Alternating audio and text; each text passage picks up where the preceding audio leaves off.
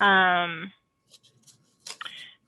and I had I took this wave pastel class from a pastelist that actually lives in Massachusetts, Jeannie Rosier Smith. I don't know if you've heard of her. She really, all she paints is waves and pastel, and beautiful work. And she happened to come out here to Oregon a couple of years ago, and I signed up for a workshop, and I literally had just started Introduction to Pastels, like brand new, didn't know a whole lot, and took her class. And it was a 3-day workshop and learned so much from her class. And I absolutely just love painting the waves. I will say every time I'm trying to find the paperwork because I set it out here that was on her class, and I'll see if I can find it because I know I sent it to you on she kind of broke it down on what we're doing. Hi, Natalia. The reason why I chose this wave is some have May painted and some haven't. And even if you have painted, it's always good to continue to paint these types of waves, especially this composition. And the reason why is it has a lot of nice movement with the curling of the wave, but it also has some nice gradation with color, and we kind of get a lot of elements. We have the foam, we have the splash, the spray, the curling, we've got our horizon and our water and our sky. So we kind of have all of the elements. And so that's kind of makes it nice when we're learning about water. And this is going to kind of build on what we learned about with the reflections, because we know that water changes and reflects. And so with waves, we have the flat plane, which is what we have the foam sitting on. And then we have the upright plane. And if you notice pictures with waves, you'll notice it's a lot darker right here because the water is thicker, right? And then as the wave is moving up and curling over, that water gets thinner, and then the light shines through. So that's why we have the lighter green or the lighter blue or those aqua colors, depending on where you're at in the world. This is more of a Pacific Ocean type wave. We have more green tint to our water.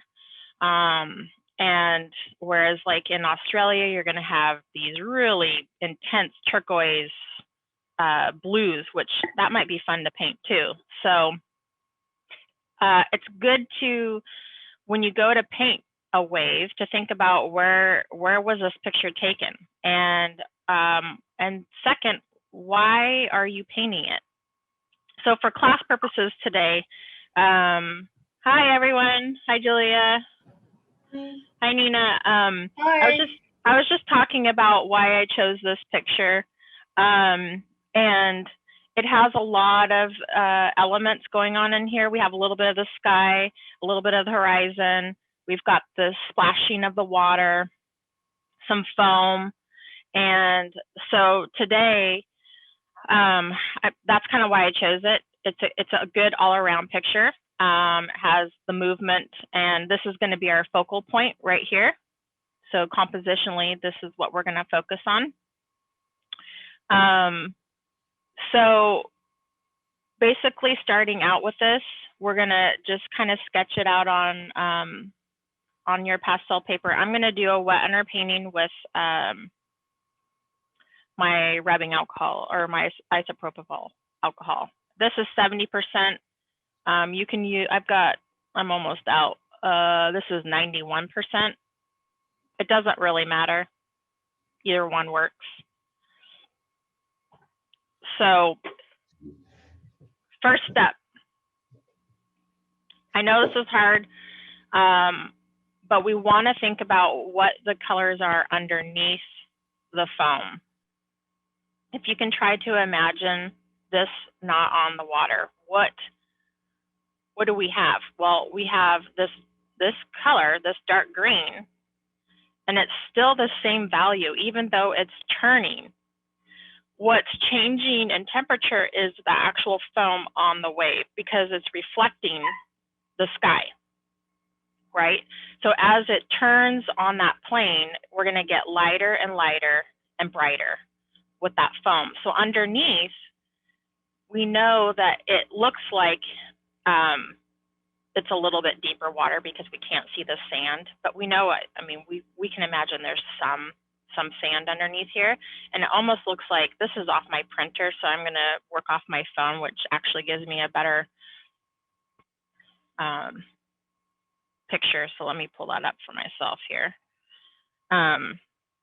It looks like it's more of a pale green and blue. So what we're going to do is pick out some colors moving from the sky to the water in the back.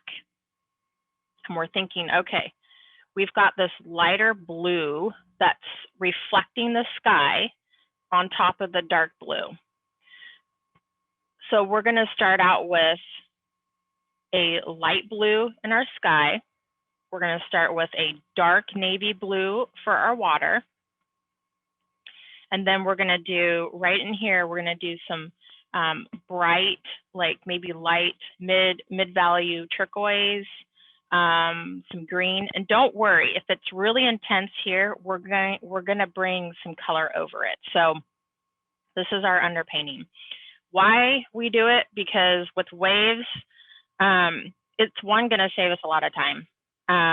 Two, it really makes that foam, when we put on that foam, when we have a nice underpainting, it just looks so real. It's amazing. So we're going to first start out with, let's sketch out our wave real quick here. And I'm just going to use my blue pastel. It's like a new pastel. And I'm going to, you can see, I kind of added a outline here. Make it darker for you.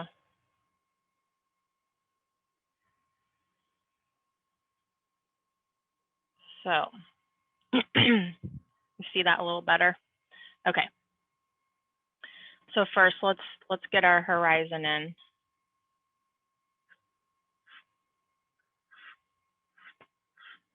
It's all about the waves, so less sky.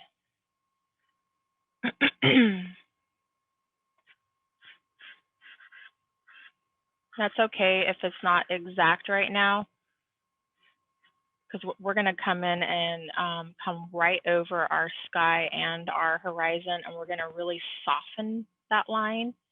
In wave paintings, we don't want a hard line.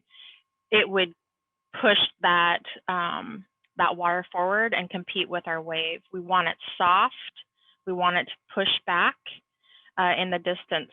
This is also a good time to think about water, because I know that because I've been to the ocean so many times and watched the water and the horizon. But if we were just to paint from a picture, it does look like a really hard edge. It does in the picture. But we know that if we were to put a really hard edge, it would fight and it wouldn't look right. And so we know, like, if you're thinking about sitting at the beach and you're looking in the distance, it always has kind of that little haze on the horizon. So we're going to soften that and cool it down just a little bit. And what happens with cooling it down, right, is that it pushes things into the back. And so I just want you to see that in the picture, it looks like it's really dark and really hard edged.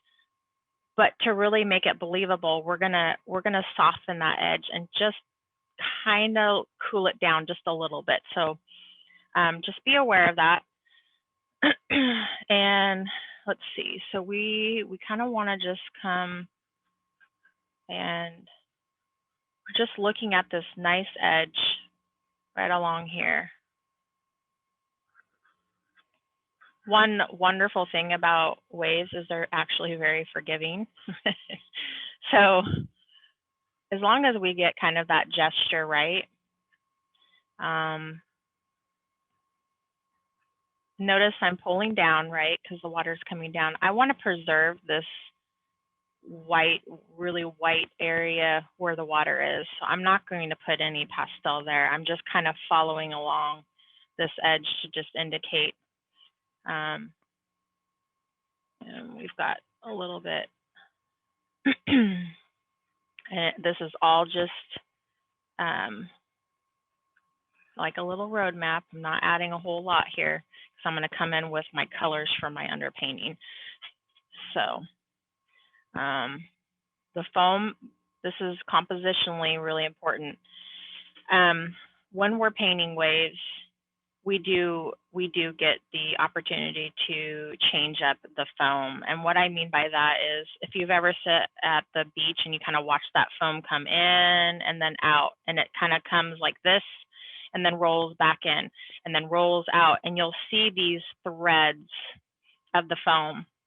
And they're almost, if you watch, in diamond shapes. And they kind of pull and stretch, and then they come back in, and then they pull and stretch and come back in. So in this picture, our idea is that we get to kind of create those openings, so to speak, in the foam if we'd like. And those are helpful for us as artists because we can actually go in and create some directional piece to direct our eye up into that wave. So even though it shows like really thick foam here, we can create some openings within this foam, and it can lead our eye from here, right, up to this line of the foam and then right to the curl of the wave. So it's really fun. I mean, think about that when you're looking at other reference pictures. And I'll find some pieces that we can work on this month that we can see that difference of the foam, because that is an element that that we can really change when we're painting.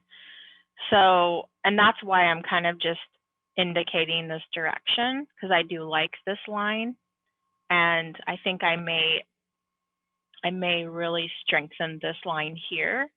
So you have this kind of like diagonal to here and here. And so as we get into the foam, I'll kind of show you, but I'm just wanting to kind of see, again, this is just kind of a roadmap, right? What's also interesting, this is horizontal. If you were to take this picture and flip it upside down, just like this, look how flat these lines are. They're not at angles. So this is another tip. If you get really frustrated with the foam and it's not looking right, flip your painting and your picture upside down. It makes and forces your right brain to look at just the shapes and the lines versus, oh, this is foam and I'm painting the water. I have to do it myself sometimes because I just get too involved in that foam, and it's like, no, this is not working. So here we go. So I'm just kind of looking at the plane. This is right where it starts to kind of come upright. So I'm just making note of this on my painting. I'm just kind of coming off the edge here. Does anyone have any questions so far?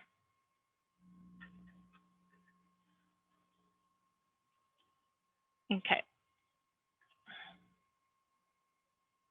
Sorry, this is, I didn't want to cover the edges. Okay, so the next step, we've just kind of outlined it.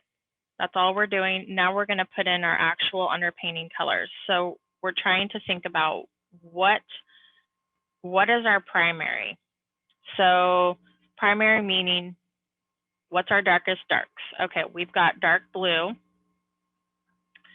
and we've got the green that we talked about. So I've got, let's see here. So let me take a picture. So this is the colors I'm thinking about for the underpainting.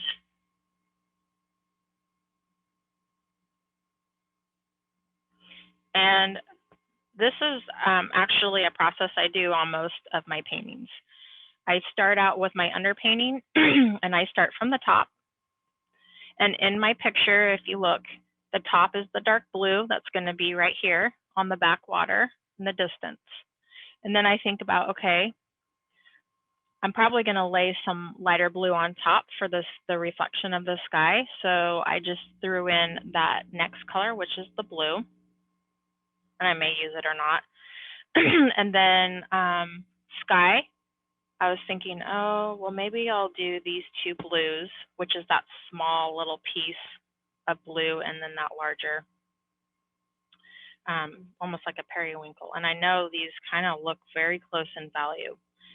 And then moving to the crest of the wave, I picked out this bright green and some turquoise. And then I also noticed as we're getting down into the bottom of the wave where it's thicker water, it's going to be cooler because it's more in shade. I have these two turquoise. I have more of a blue-green. And then I have, it's kind of leaning towards the green, cooler green. And then as I'm coming down onto the flat plane of the sand, I have a duller blue and a little bit of a brighter blue to kind of mix together. So those are it for our underpainting. Does anyone have any questions? So that's what I'm going to do. I'm just going to start in.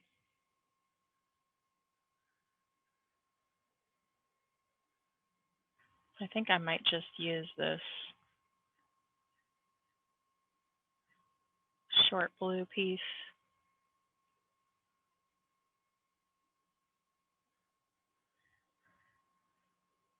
Just like that.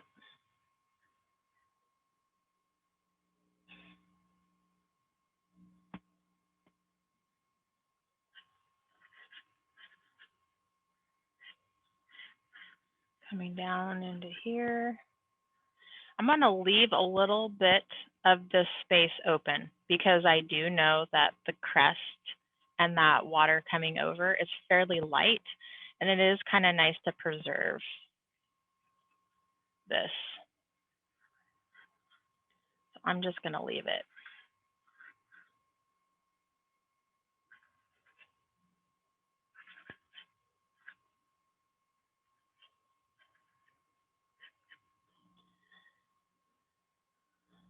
Okay. Is it the same color with which you drew that underline? It's basically Yeah, the that same. I sketched out with. It kind of Yeah. looks like it is the same one, actually. Yeah. Okay. Not it's not something darker, right? No. Yeah, it's like a dark navy blue. Yeah. Okay. Yeah. Yep. Yeah, I can see that it's pretty dark. Okay. Let's start at the crest here. Oh, this is kind of like more of a blue turquoisey than a green, but I thought it would be kind of nice color blending into that green. I'm just coming off the edge a little bit, not a whole lot. I'm going to come in with this green. It's hard to see with my light here.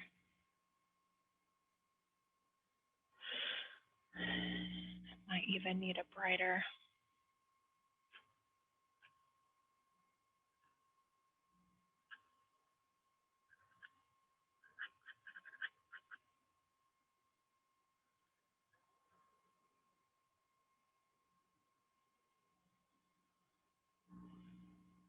These are soft pastels. I didn't have a lot of hard pastels in these colors. Generally, I prefer to do this part in the harder pastels just because this fills up the tooth, but that's okay. It's not going to hurt it. I'm paying attention. I'm also thinking direction of the water coming down. Let's see here.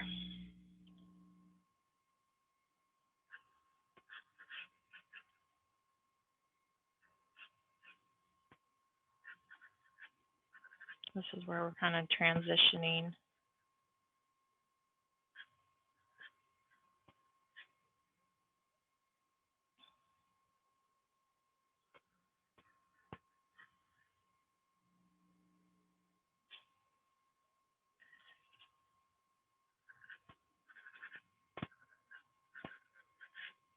If we spend a good time on our underpainting, it's just less work for when we come back in and we lay our colors on top. And so now I'm kind of just thinking, got this real dark area, right?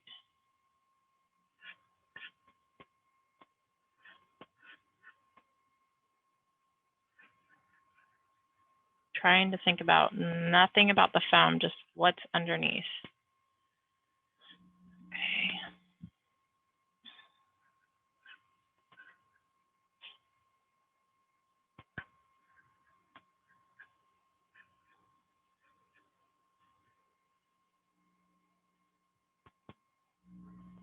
Let's see.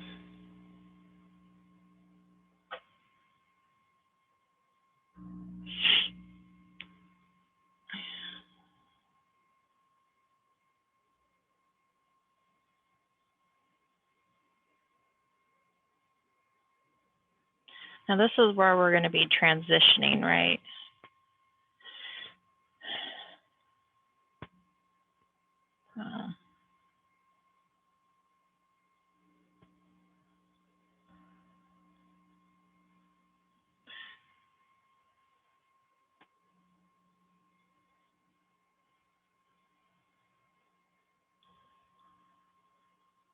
And just lay some of this down here.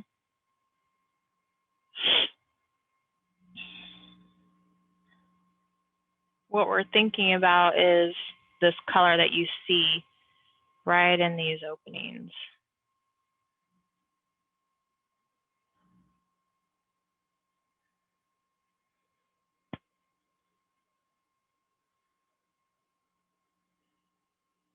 And then we're going to start getting a little bit cooler and bluer. The water is starting to thin out a little bit. And it's reflecting more of that sky. Let's see here, we need more of a, this is like a grade down. I'll show you these two colors that I'm using for the water.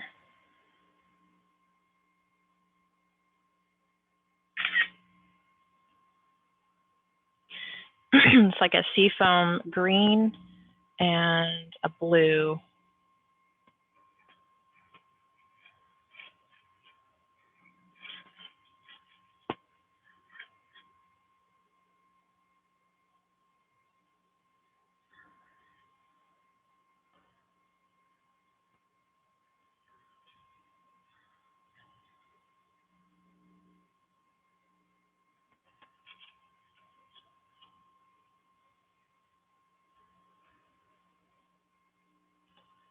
And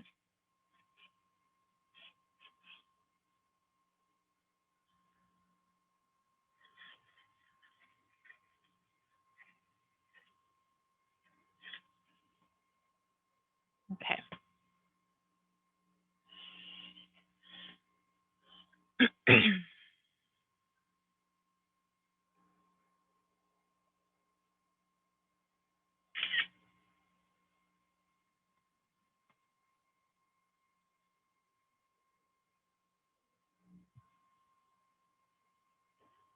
Okay, so that is where we're at. Go ahead and send in what you have.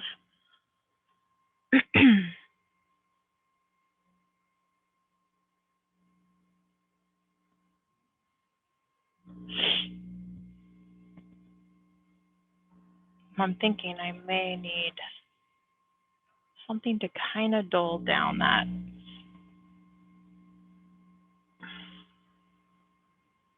horizon line.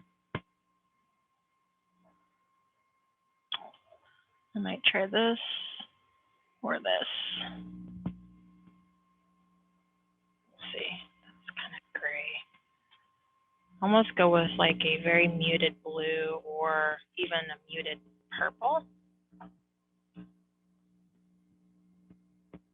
Very light. I could try it.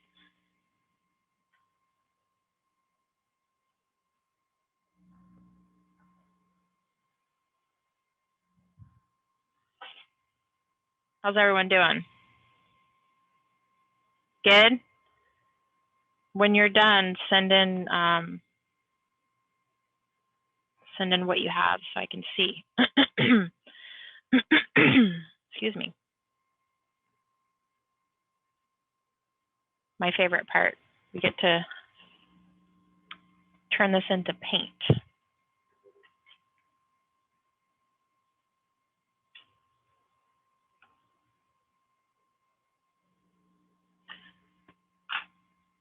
I have I've found that these pastel pencils, I like them, but you can't sharpen with a sharpener.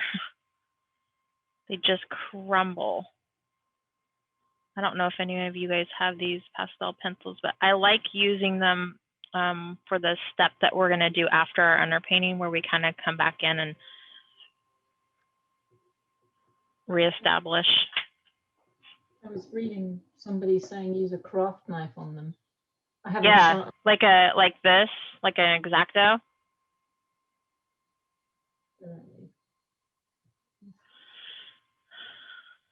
Off my screen. Good. Nice, you guys.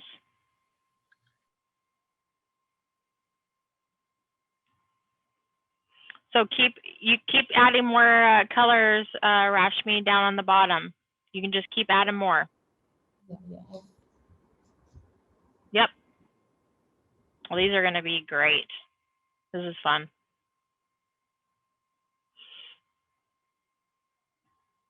Good, Nina.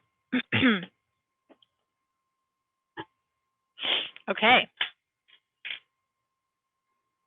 How are you doing, Natalia? Good? I don't want to. Okay. All right. So same process. We're going to add in our rubbing alcohol. The end of this container. Gamsol would also do. You can do a Gamsol. Okay. Yeah. Yep. You can even do water too. So it's actually what's wonderful about this paper. Now today I'm using the 500 grit.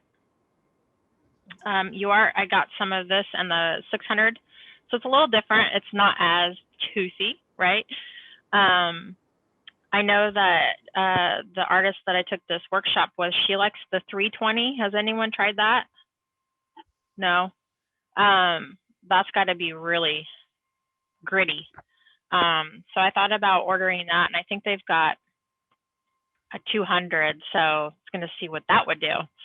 Probably eat up all my pastel.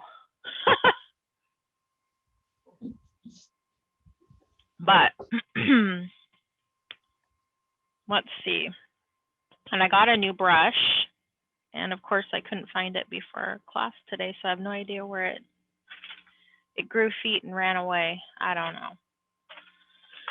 So let's get a brush out. I've got any brush I'm sure you guys have. This is just an angled brush. It's a size 16. It's fairly large.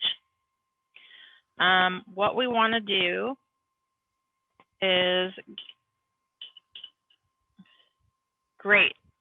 That looks great, Julia. So for those who haven't done waves, the idea that we want to do is really take our time with this, okay? We want the entire piece of paper covered. And what we want to do is we really want to pay attention to the direction of the water. And then, so meaning our sky, we're gonna start with the sky and we're gonna paint horizontally. Same with the water. When we get down into the wave, I'm gonna show you, for those who don't know. Drips are okay. It's not gonna hurt it.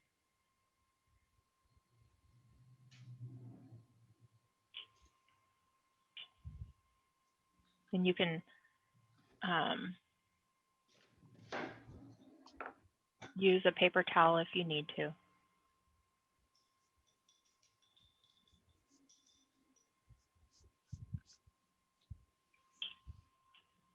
We start with the lights because it tends to kind of dirty our water. So I'm not going to mess with this right here. I'm going to come down into my wave. I'll do this portion after I'm done. So I'm going to start here and I'm just thinking how this water is curling. Okay, so really look at your picture.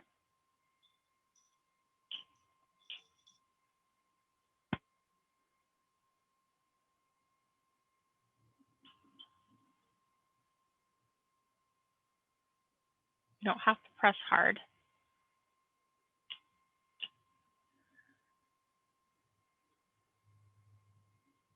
And we're just kind of like painting it, just like the wave. And I need my printed picture is not the best.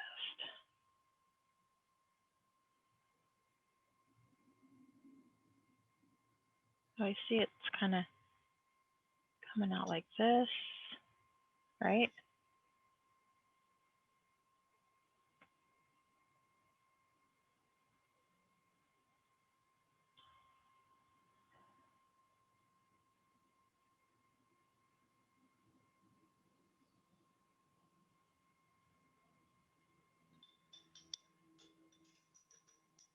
Coming down into here.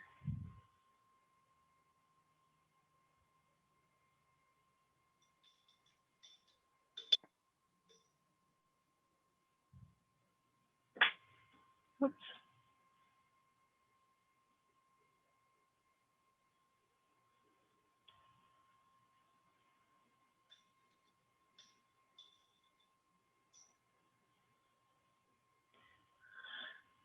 And you can see it kind of like coming out like this direction, right? Because you can see that foam line. So I'm going to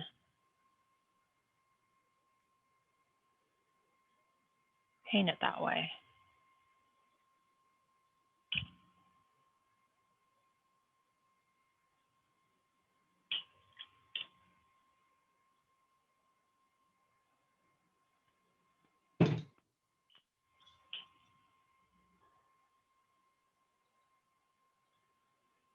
Just like that. Now this will dry a little lighter. Comes down like that.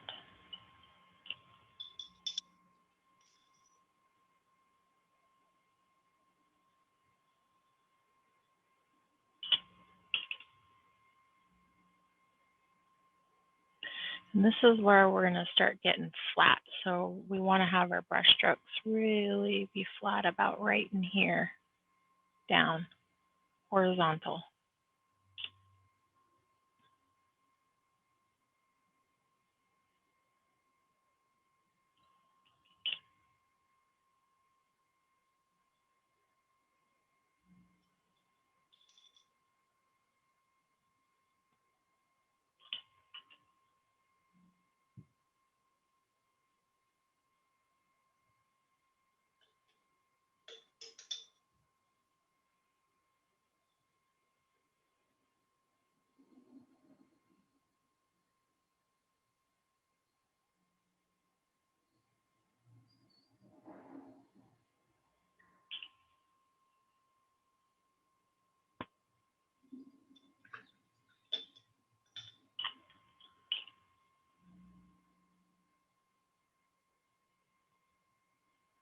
Just like that.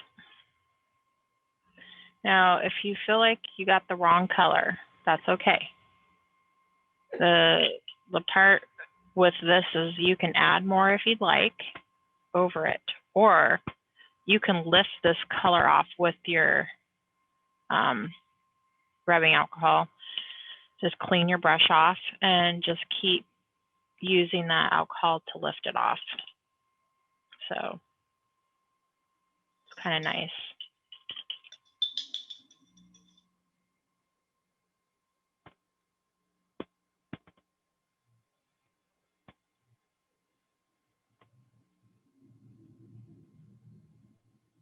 I'm just getting some color down here. Not a whole lot.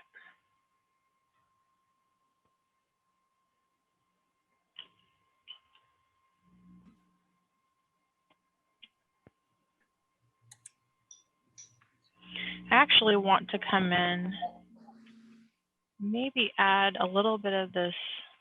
That's too blue. Maybe some of this green, almost like a light turquoisey green up in here.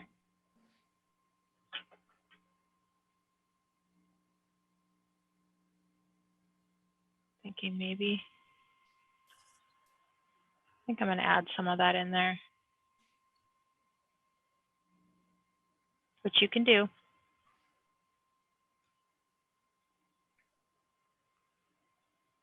Just like that. And I'll take a picture of that green for you, so you can see what I did. Oops. Okay. So I decided to add a little of this green right at the top where the water is kind of coming down, right in this area. I think it's going to add just a little bit nice if we cover it up with some of our whites. So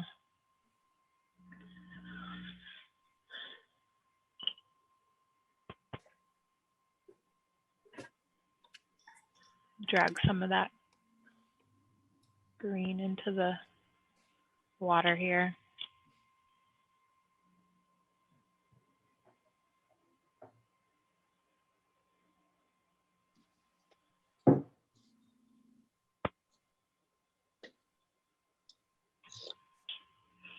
Okay. Get this painted in here.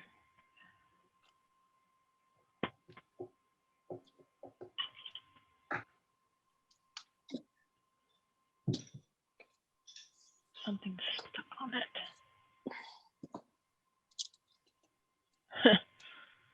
Does not want to come off.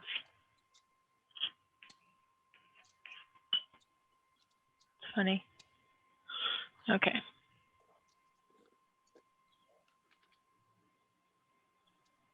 Going horizontal.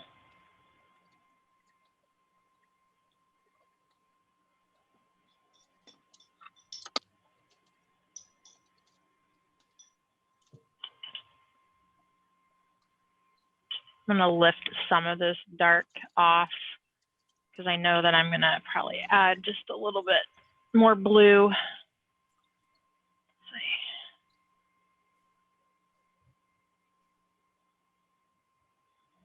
You can see it okay.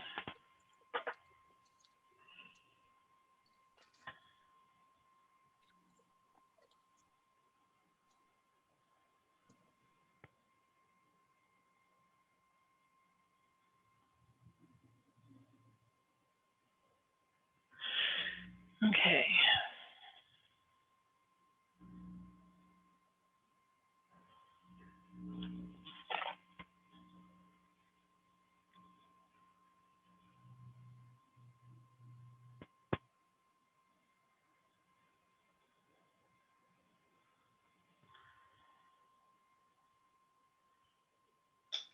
Just kind of taking a little bit off.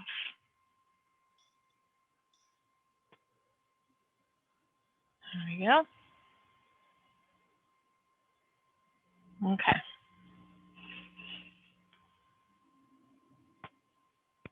I'll send a picture over here. Put that to the side.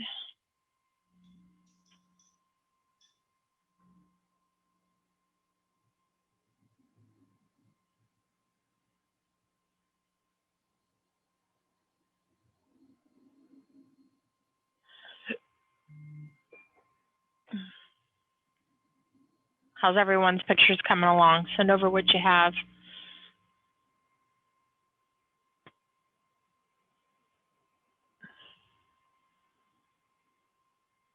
The one nice thing about the 90% alcohol is it does dry quicker. Now, if you're in a real humid place, it might not be what you want. The 70% has a little bit more water to it, so it takes a little longer. And really, it's not. It's just sometimes that 90% acts kind of funny on the UART paper. It can gum it up. So I think it's just all in preference. And if that's all you have, then by all means, just use it. So, woo, these look good. Good. Very nice. I love it. Yep. That looks good. So, and if you can, oh, very nice. Good. Nina, did you get it? Can you get this part blended in the center of the wave a little bit? Are you dry? Are you using a dry piece of foam or something? Ooh, I love the drips, Natalia. Yeah, the drips are amazing. Aren't This they? is so fun. Like, I think you could just leave it like that. Yeah, it's finished, done. Yeah, it is. I love it. That's so cool. I love it. That's one of my favorite parts of doing the rubbing alcohol is all the fun things that happen with your pastels that you cannot predict. And it really creates such a unique underpainting. We could even try the like drips, like letting our rubbing alcohol in another painting and then leaving that showing behind, like so we could paint something over it, but leaving those drips show through. It adds such a really cool texture piece to it.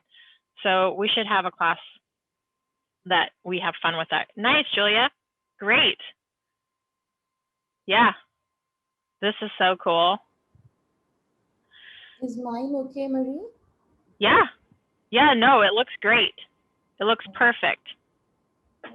So, and if anything, you can, and this is just being picky, is you can take your brush and just take long sweeps with your brush and just smooth out.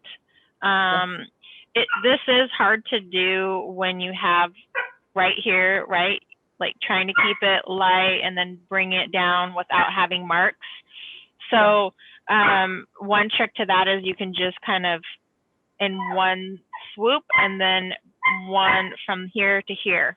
So that would be my only critique. So you just have to remember that what we see right now, we're not going to be applying a whole lot over our wave. If we get our underpainting right, hold on, my Miss Molly is trying to talk, so just a second.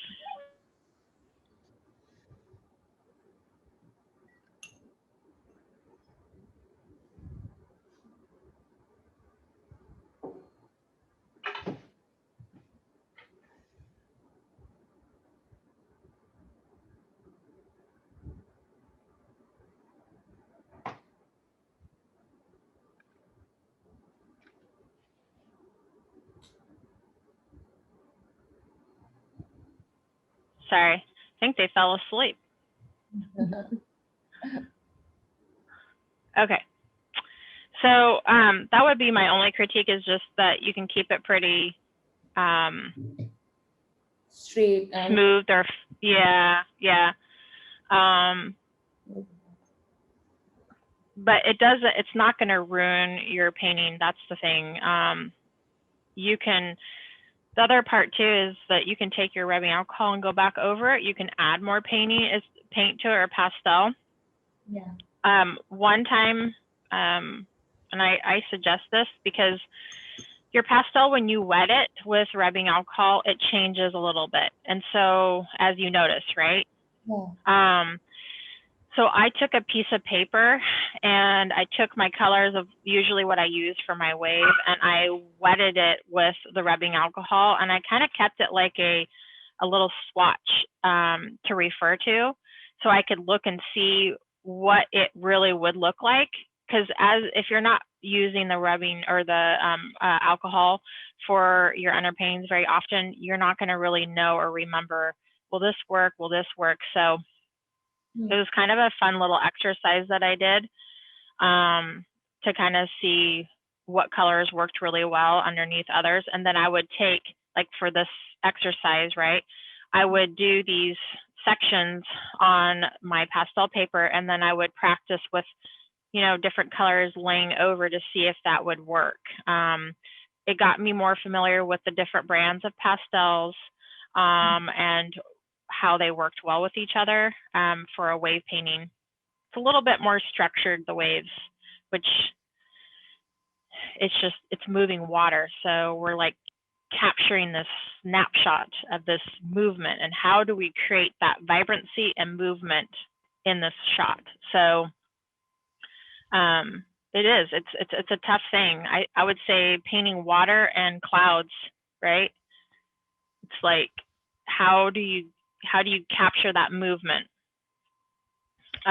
Okay, so next step, I have a white pastel pencil. You can use a white new pastel or whatever you have, a charcoal.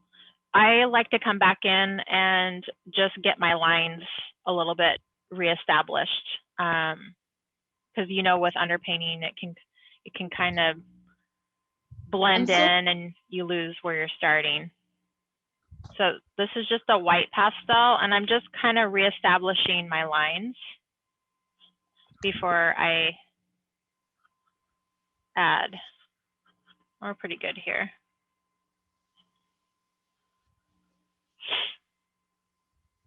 And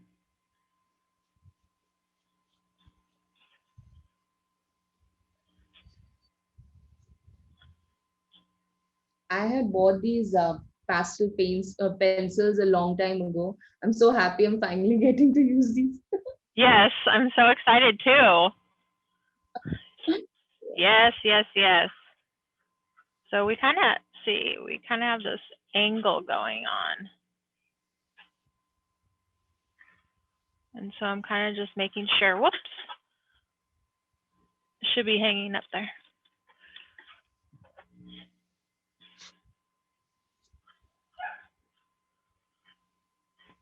And let's see.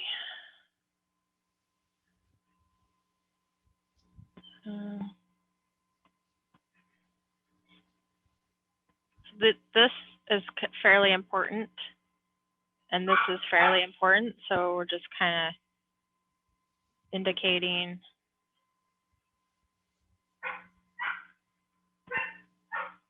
Foam.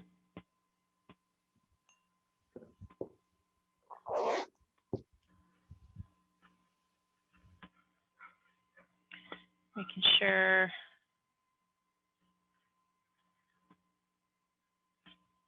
It doesn't have to be perfect.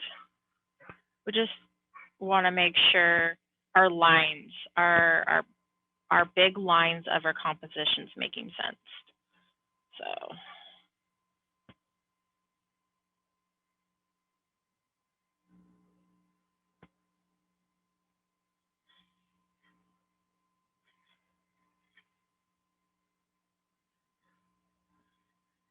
And when I was talking about those diamond shapes, those bands, this is where we would kind of pull the eye up in here. And so see, it's actually higher.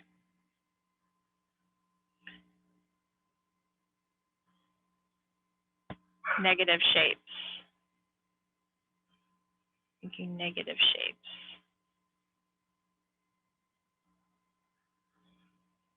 Okay.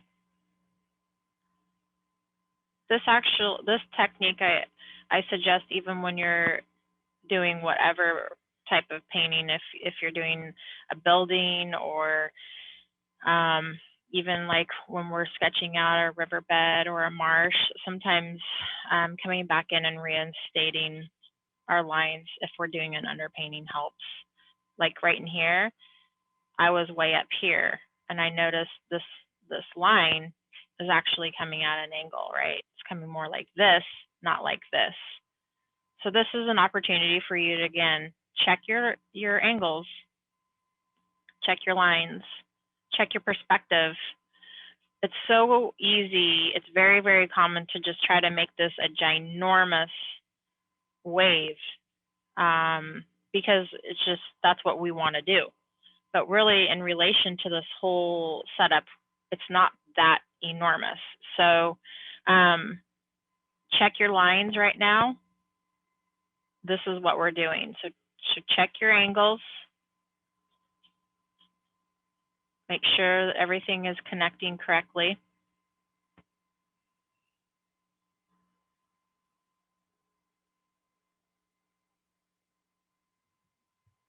Take your time, and if you need to go back in and fix something, this is the time to fix. Because once we move forward, now we're going to be adding our soft pastels on top. Okay.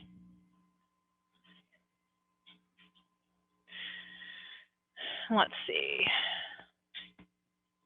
This is kind of the colors that I quickly grabbed for our wave here. I'll take a picture.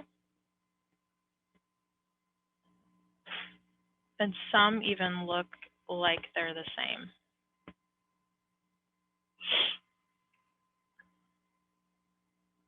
And potentially they are. At least under this light, it kind of looks like it. Oh, before I forget, I have to show you guys. This was a treat to myself for Mother's Day. I got them through Dakota Pastels. I don't know if everyone can order from there. They're out of Washington, but they're called Mount Vision Iridescents. Have you guys seen these? Oh my gosh. Okay. We have to do this on this wave. I want you guys all to try to get these if you can. They're so cool. They're like sparkly. Here. Now, I broke my pieces in half because I like working with smaller pieces, but look at them. They're, let me just show you. These would be awesome on our waves. I just remembered. Okay, look at this.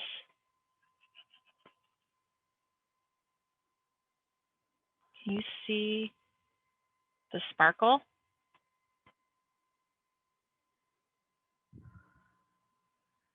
They're so cool. Can you see that? They have this almost like glitter in it. And so, oh, these are going to be so cool on the waves.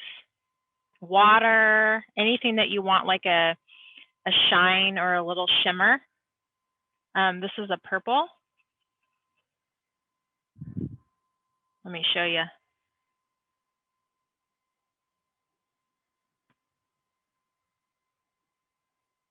So see the difference?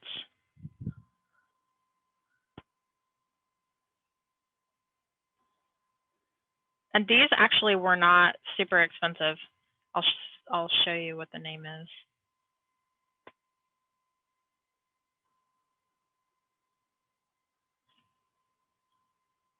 They're called iridescent.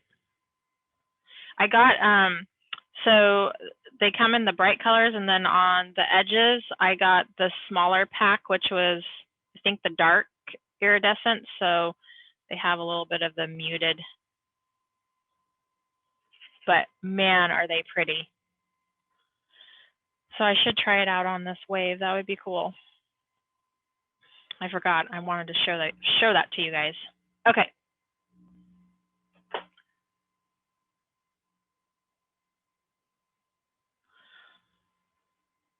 Let's start.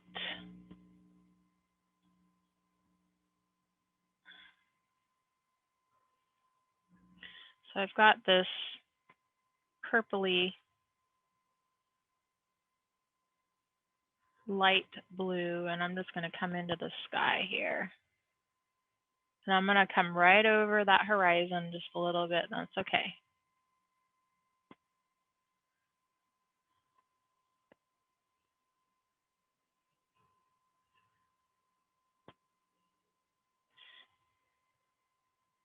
I will blend.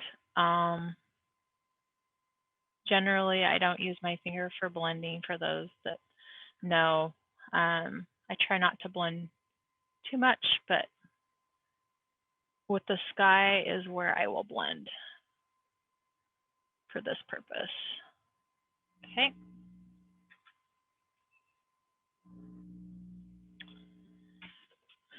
Let's see here. Yeah, let's do. Yes, I love it, Natalia. Yes. Perfect for the wave, I think. You should do it in the wave. Yeah. Isn't that pretty? Yes. I love it. I was thinking, wouldn't it be cool to do like a dragonfly with those wispy wings? Yeah. Okay. We get derailed very easily when we talk sparkles. Okay, let's see. So I'm thinking water. Kind of want to.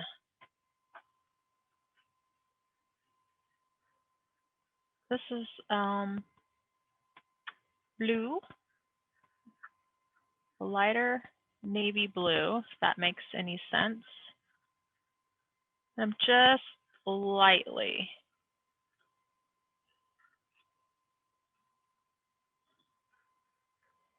I want to have some of that peek through. And then I'm going to come back with my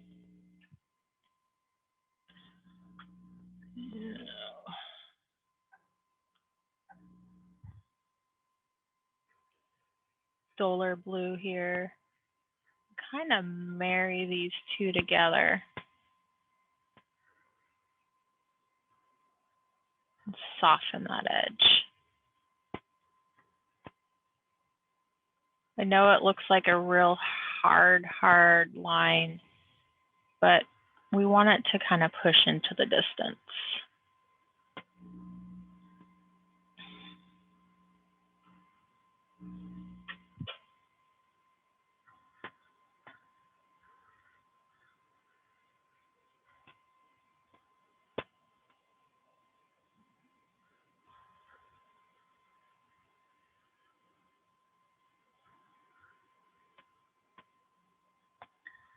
Just kind of bring that up a little bit.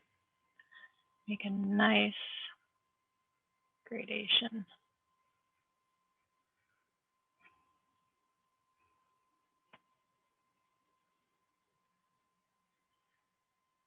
Just like that.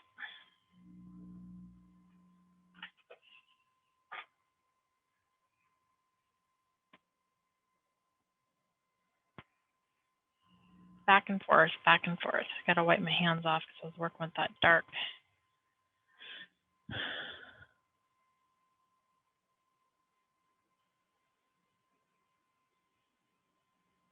Color here.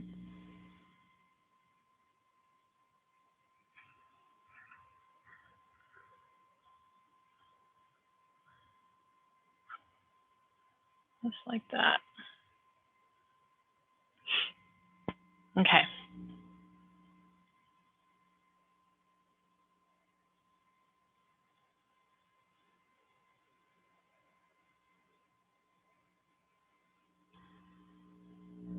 I'll show you what I used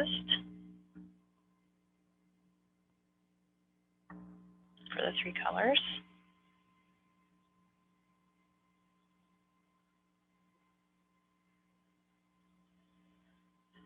So the light on the top, and then you see that muted blue gray in the center, and then a more muted blue underneath for the back. And now I'm going to use a little bit, see how we can kind of see the reflection of the sky right down in here. This might be a little blue, but I'm going to kind of just drag a little bit, just skipping along right down kind of into the base of this wave. I forgot to bring this down a little bit.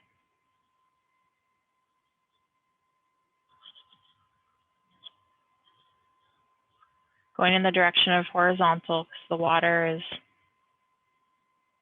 laying flat, right?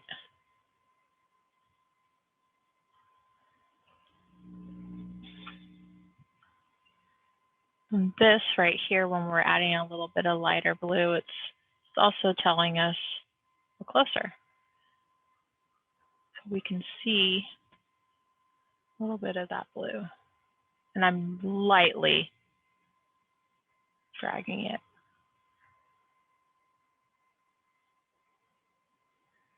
Light, light, light.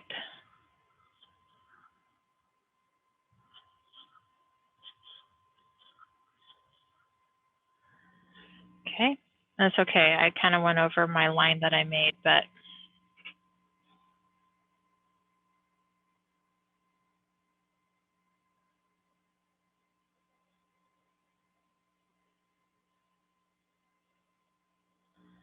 that's fine. I can come back with my pencil here.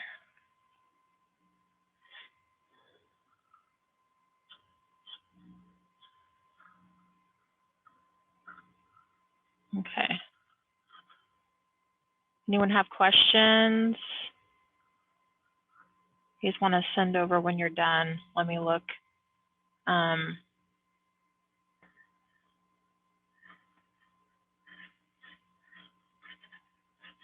What you have.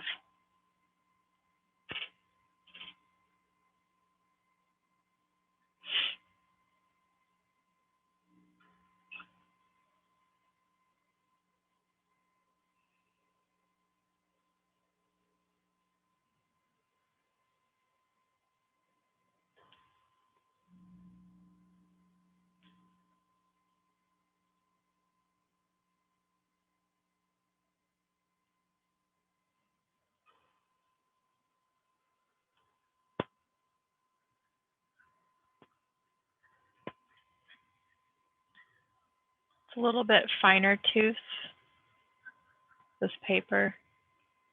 That's okay.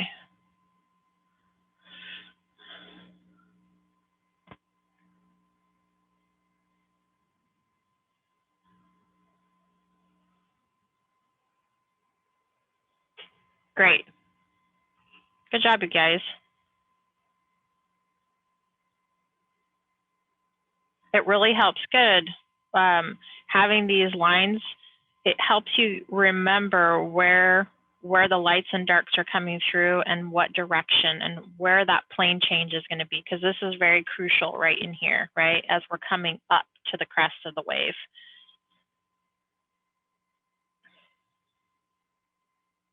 Very nice.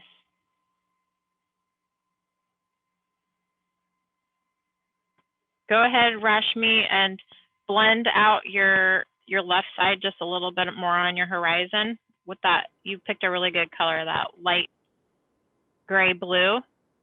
So I come down with your sky color a little bit, and then just it's a back and forth with those three colors. Okay. Blending, yeah. Yep. It takes time. Good. Good, Mira. So you're ready now to add a little bit of a lighter blue into your water, Mira. Just indicate a little bit right here at the edge of your wave. What it's going to do, right, is it's duller, that color in the back. So if you blend in some of that horizon, that light blue, blend it right down into your water a little bit. Okay. And smear it, right? Blend, blend, blend. So it's kind of like there's not a hard line.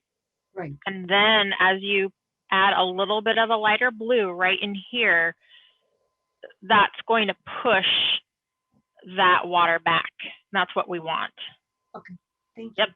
Yep. Because that light blue is going to really lighten up that horizon line. Okay. Good. Very good.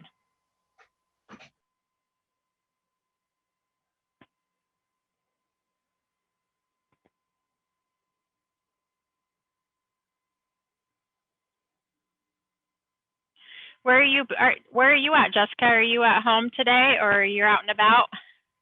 No, I'm at home today. I was out and about yesterday and Thursday. I saw that. I love all your little trips everywhere.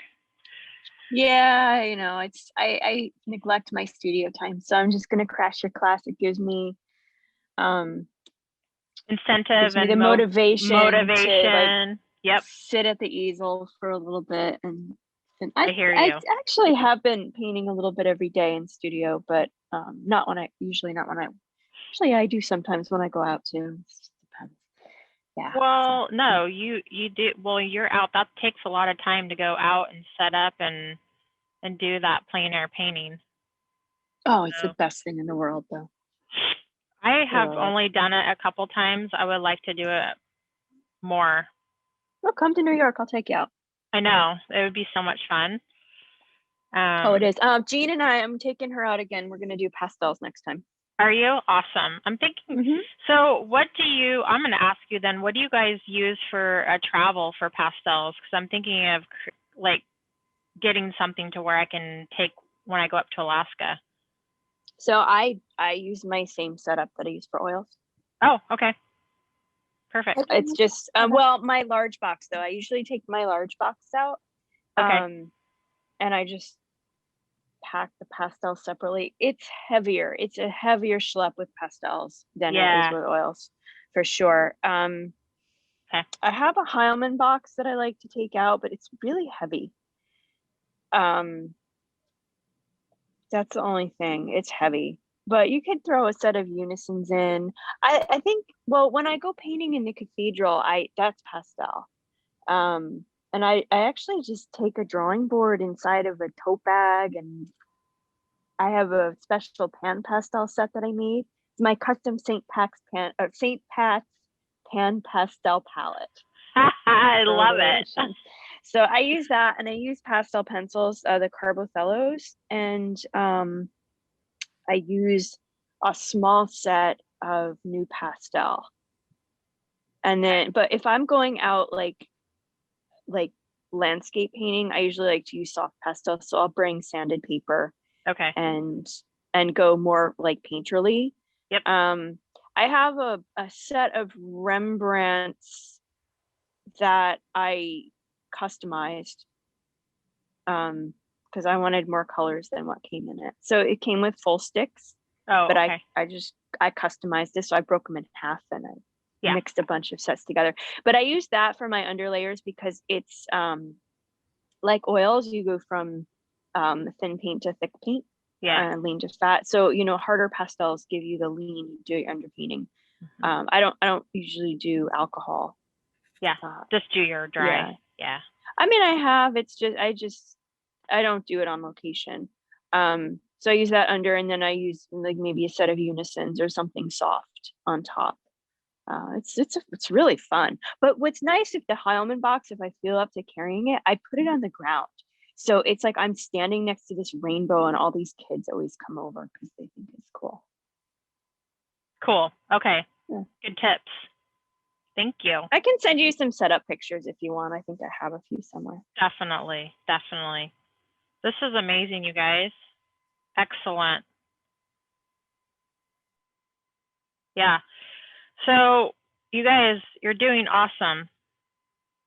Really. This is amazing. You all are really paying attention to the value changes. You're selecting the right sticks. And you're also paying attention to the lines. And so you guys are doing great. And blending, this is great. I'm excited. So, all right, let's put in some foam. Let's put in some of our, a little bit of our water up in here.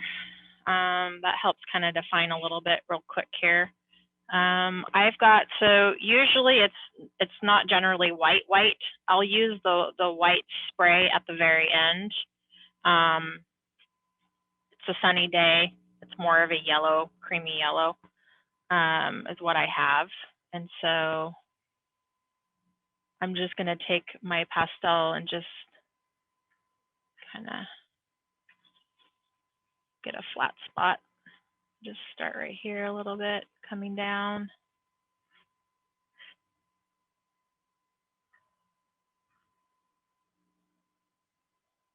And coming up.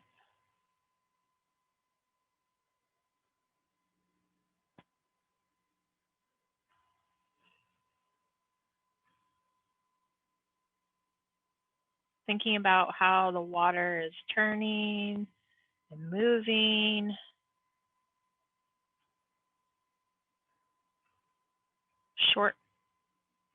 Short, I kind of start at the bottom and then just pull up real quick.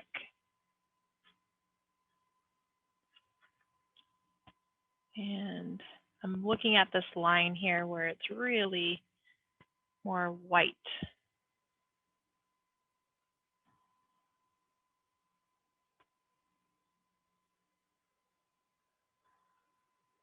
Coming in here.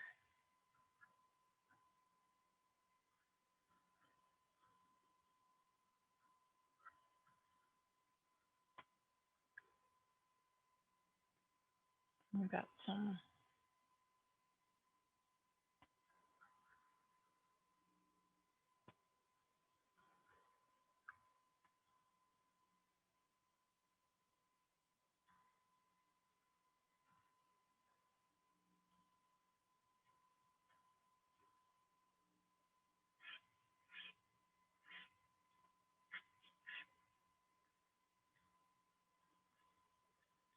Using the edge, and I'm just tapping of my pastel to kind of create these vertical lines.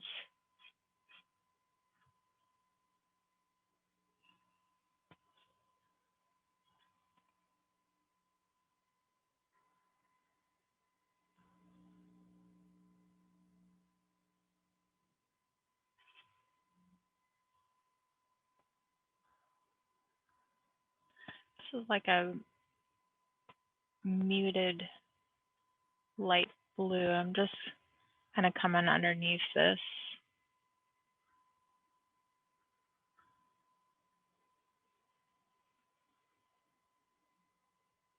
This is going to add a little bit of her shadow.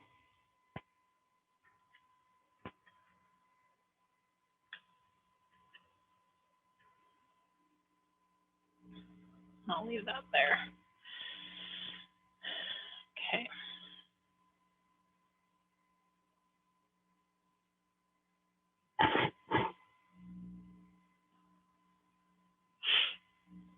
So let's come in.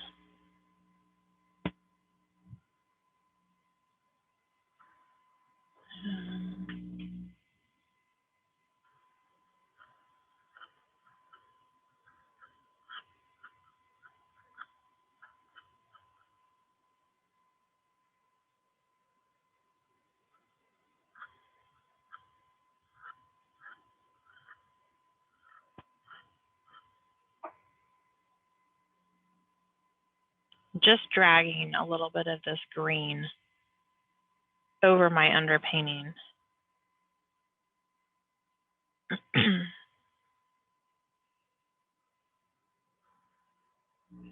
Then I'm going to come back in with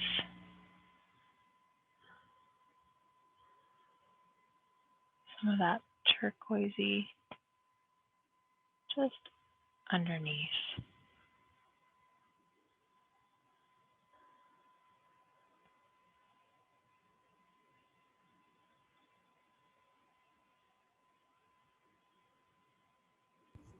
Which was the first green you dragged before Yes, this? it is this green.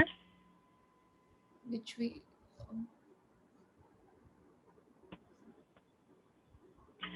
So these are my greens I have here.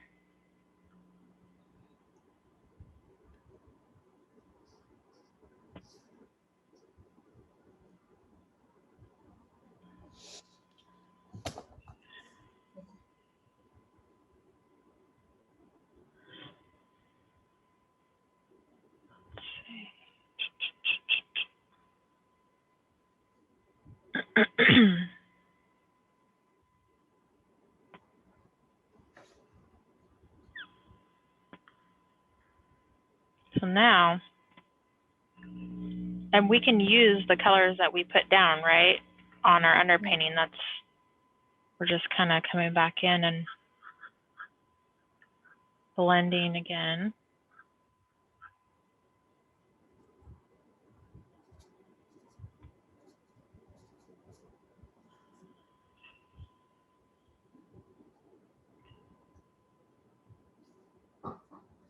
Very light, just very, very light.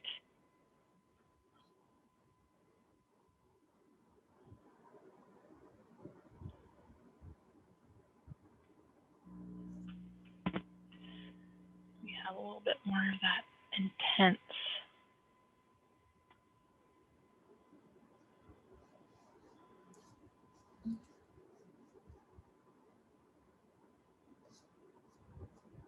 And what this is doing is we're just blending out these areas, just like we did on the underpainting, right? And it's just making it that more bright.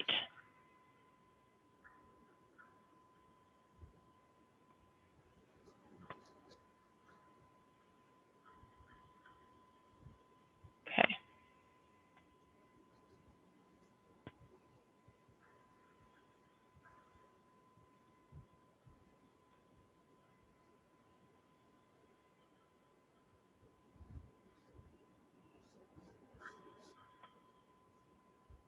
Coming right down into that wave.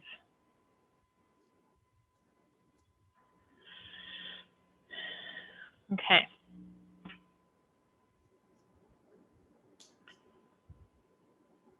Next, let's look at the foam this is in shadow. Even though we know it's looks white, it's not. So what we're going to use is, believe it or not, it's going to be these two. And this for our foam.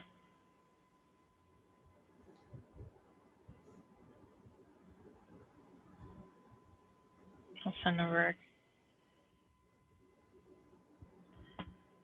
So we've got a green, a creamy yellow, and a light blue. So what happens is, in the shadow part, we're going to take this green and we're going to kind of come right in here. And we're just going to drag it into the shadow area.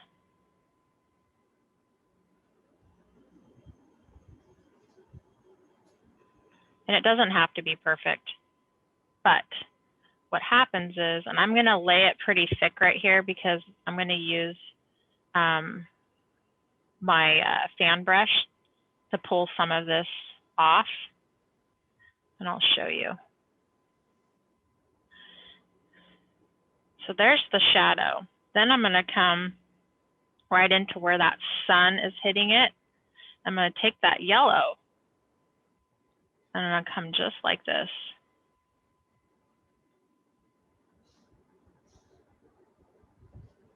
And I'm gonna, just like that. And now I'm going to just go horizontal.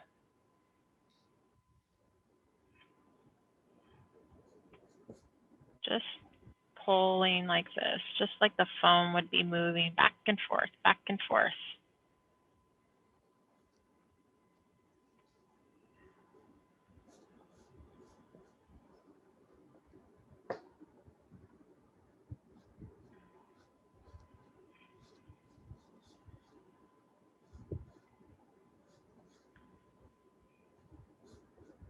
Kind of thick in here.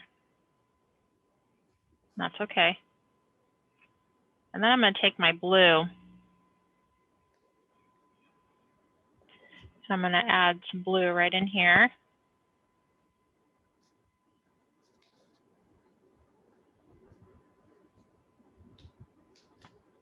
Come with some blue down in here.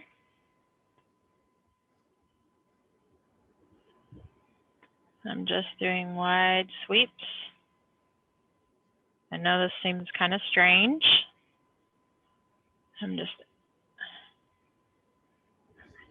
thinking of those spread out diagonals.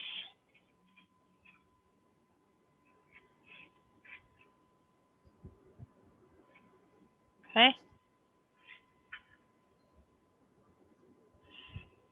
Come with that green.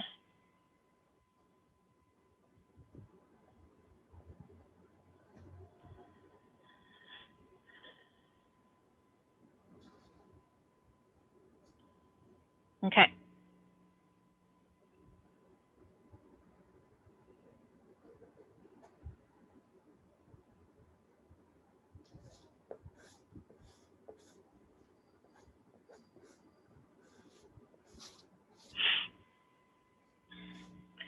Then, let's see.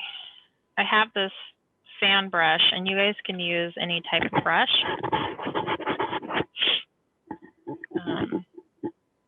And I use it to just kind of chip away at some of this pastel, and I just use it kind of lightly.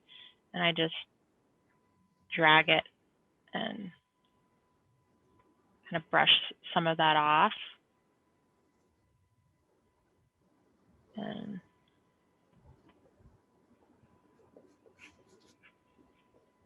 kind of create my own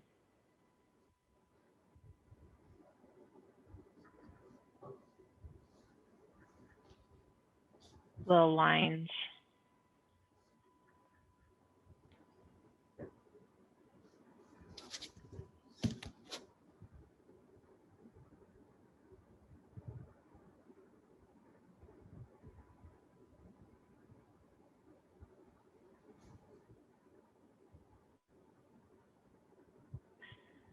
And just moving it along here.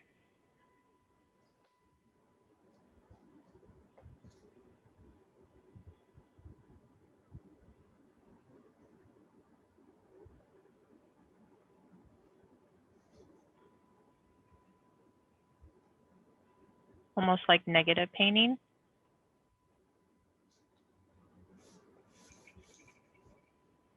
Because otherwise you just go crazy if you have to draw in every single line. And really that's not what we want.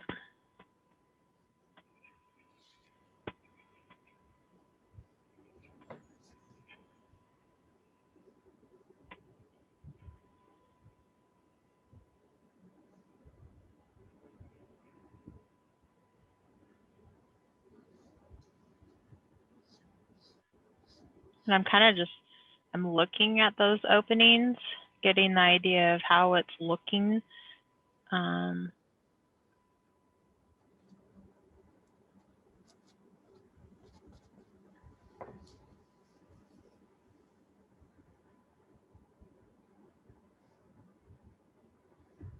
Do they connect? Do they not? These kind of do.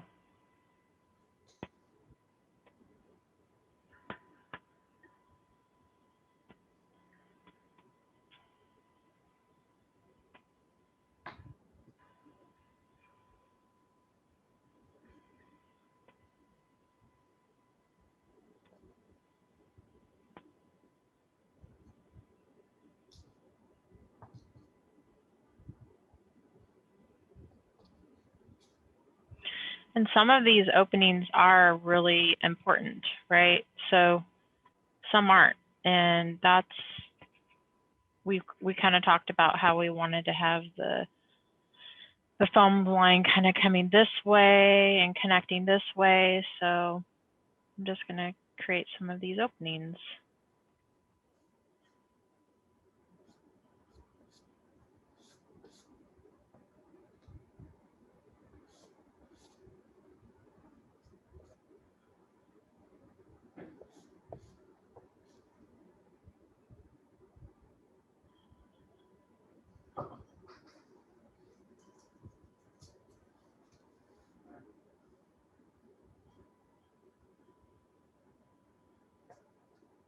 Just like that.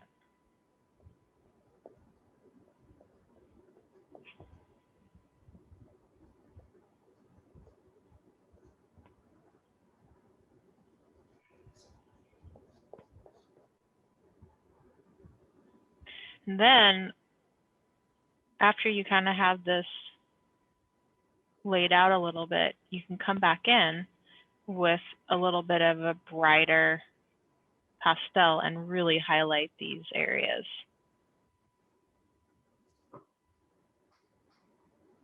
You just kind of build on it.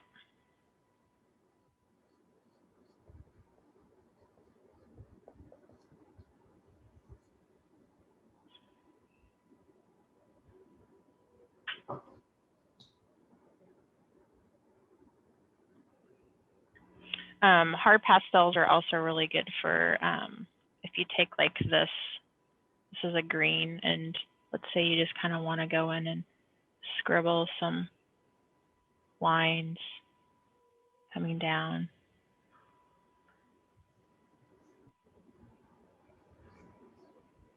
Some like foam lines.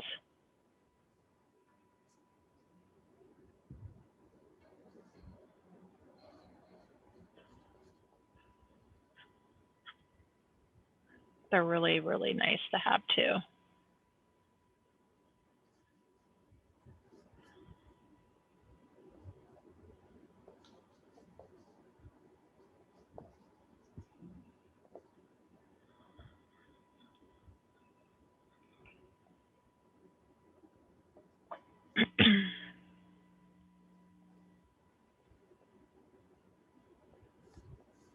It's back and forth, just back and forth.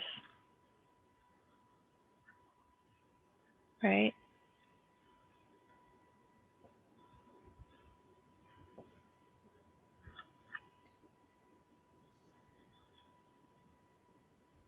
I'm just looking at the edges.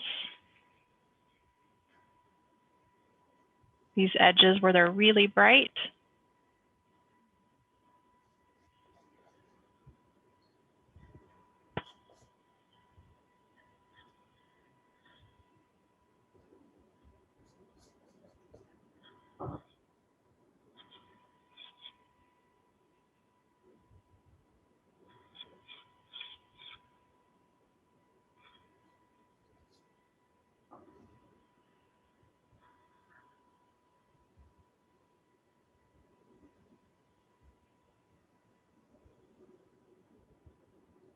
And brighten this plain area is pretty important because this is where it's changing from that flat, curling, kind of flat, almost to a straight up and down. And so even in this point, we'd even maybe add a brighter white because that's where the light's really hitting it. Right in here, right? That's not doing what I want.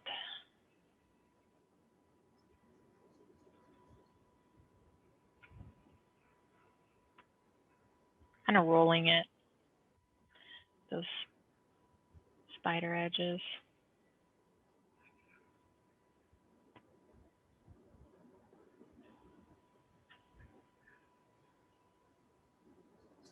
And then back to that green,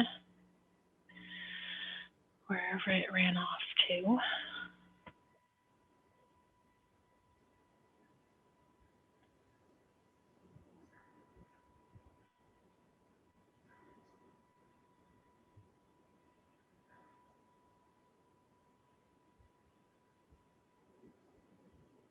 really practicing your pressure. You learn that pressure that you push down on your pastel and then pull up. And so it's teaching you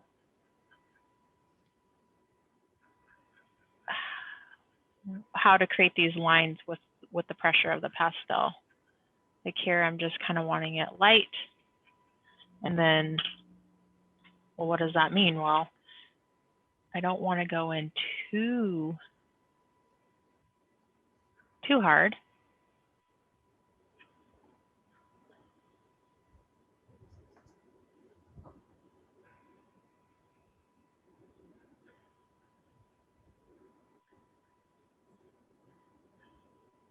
Okay.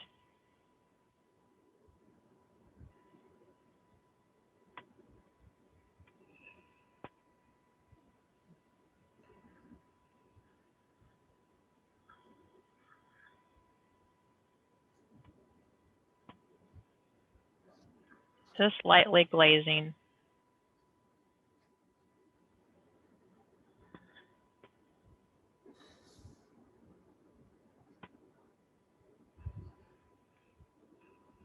I'm doing this because there's a this is the transition point.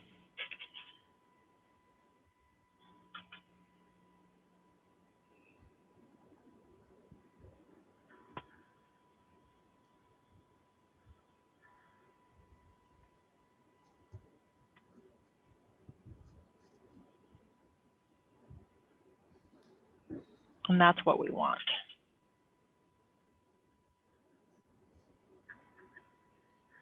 Okay.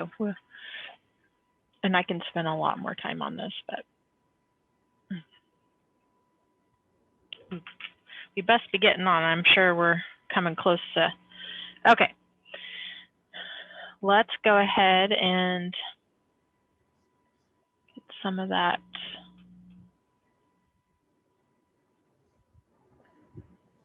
light green in here.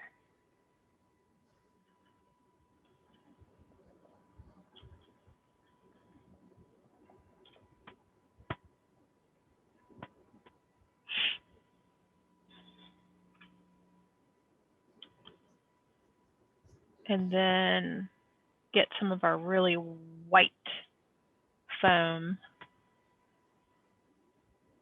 right on top of our wave here.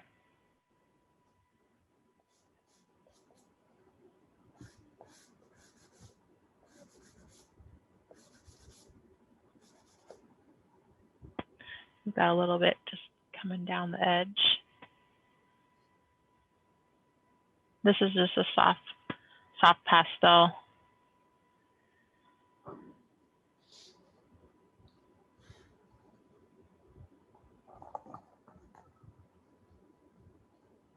I'm just pulling up.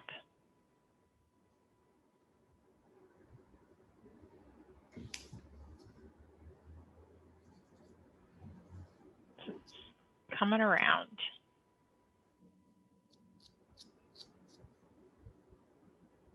Coming around and creating this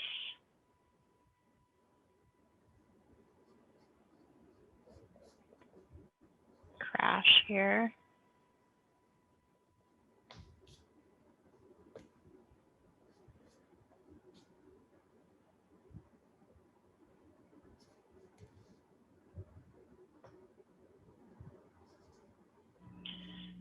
And we're going to use a little bit of this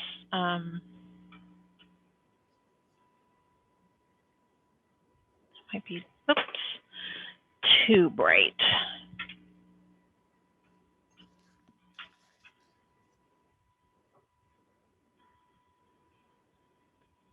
This is a little bit in shadow down on the bottom of this water here.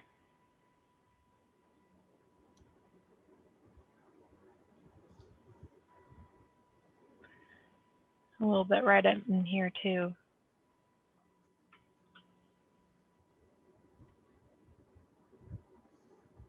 Okay, see you later, Nina.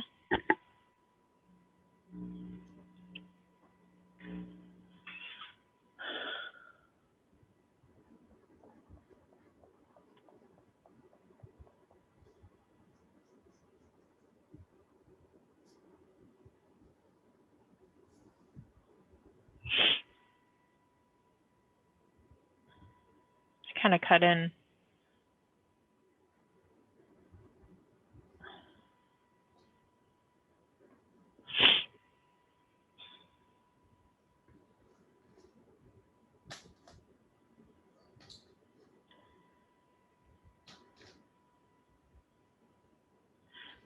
Really paying attention to our edges.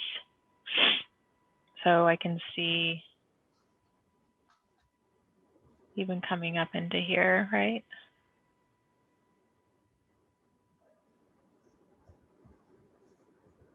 Not too much.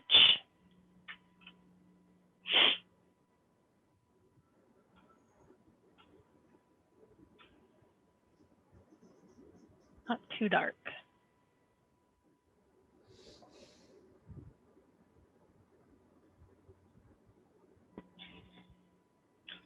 Then kind of breaking that plane a little bit. Kind of come down into here.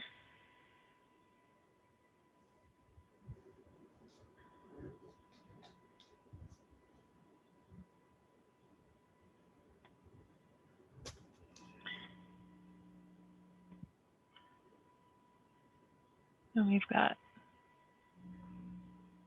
too bright.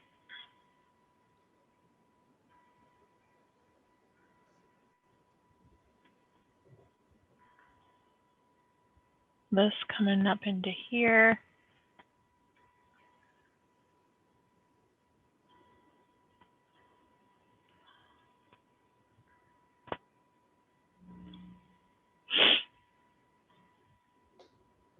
And I'll show you what I'm doing. So it's right up here on this crest wave. So it's kind of back and forth. And then coming with the lighter on top.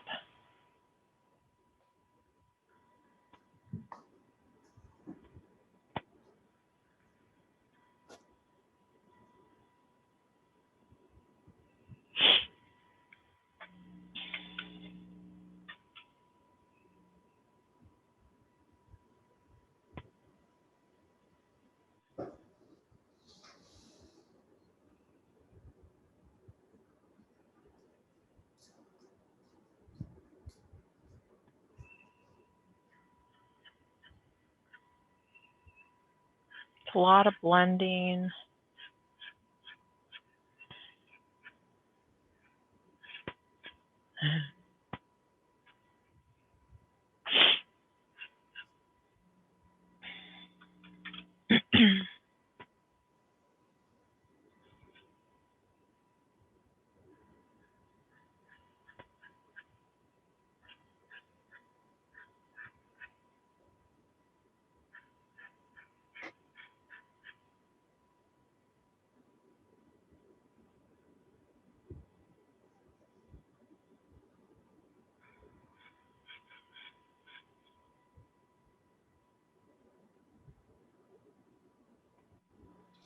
So I can see that this is a little too dark. And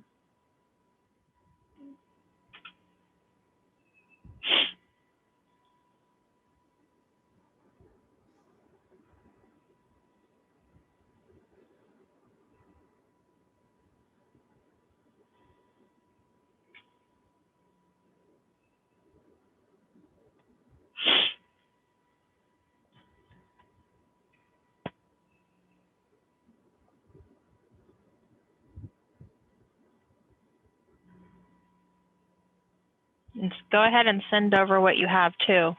Let me see.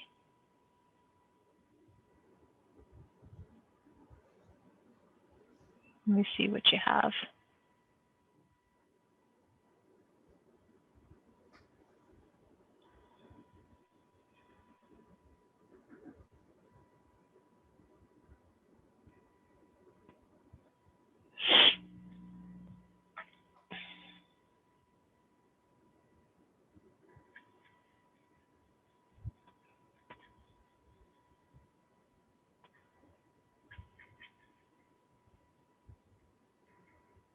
And I may spray fixative down here on the bottom.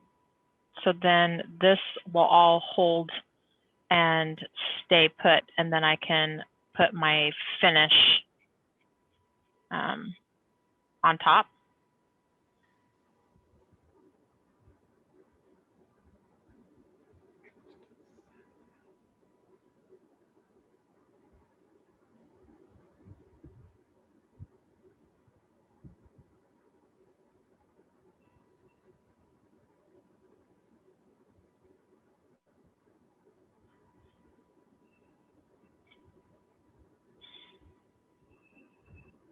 Good. So, Rashmi, do you have a brush by chance, or you can even use your finger? And what you want to do is just take it on the edge and just kind of, so see how your lines are more like this? Yeah. We want them out flat, remember? So, and the reason is because these lines right here, the foam, it lays flat. So you can even turn your painting upside down if that helps to straighten out those lines. So they're going to kind of run like a horizontal. So if I was going to lay out you're going to lay it out like this, horizontal. Let me do a darker color.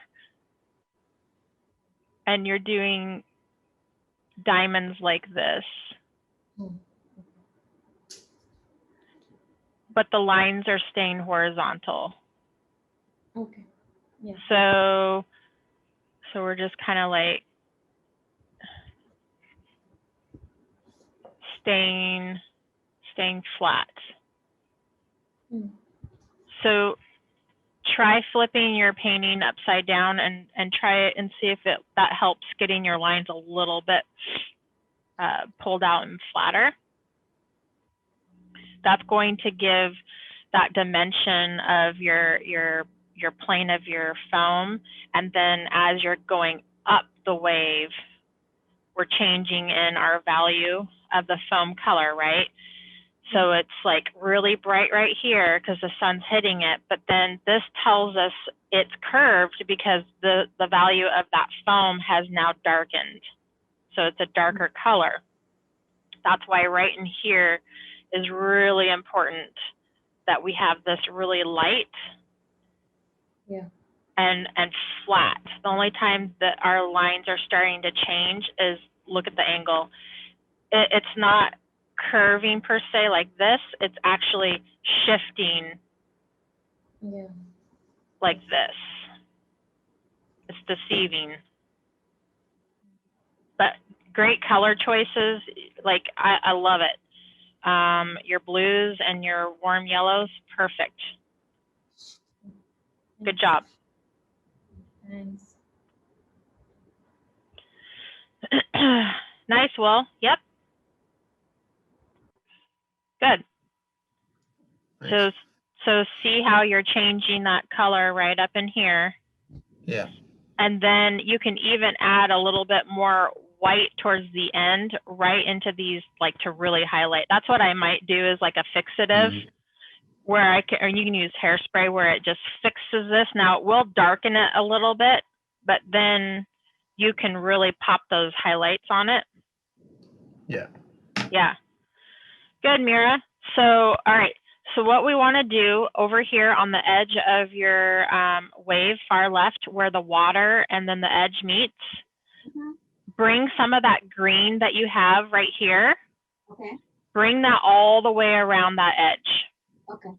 And bring it to where it's kind of coming down like in this manner. So you're gonna take your green and you're gonna come along the edge and you're gonna just drag it just like this. Okay. What that's going to do is it's going to push this forward and this back. Okay. Got it. Great job on your foam. You're really doing great in your water. Break up. So one thing to remember on the foam is we want to break these lines.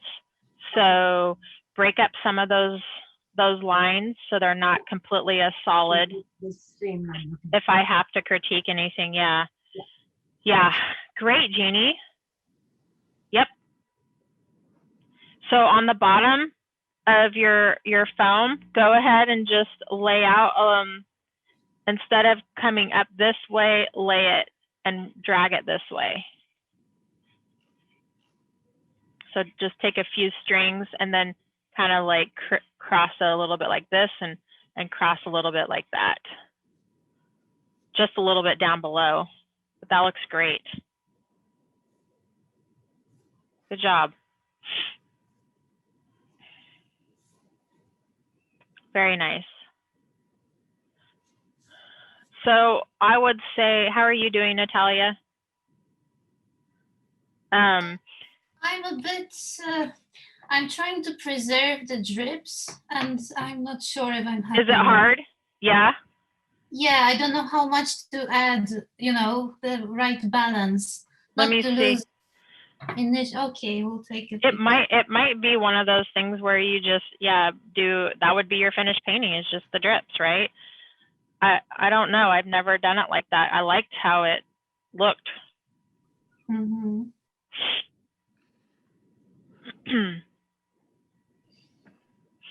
And I do have a toothbrush. I kind of forgot to say something about that. Somewhere.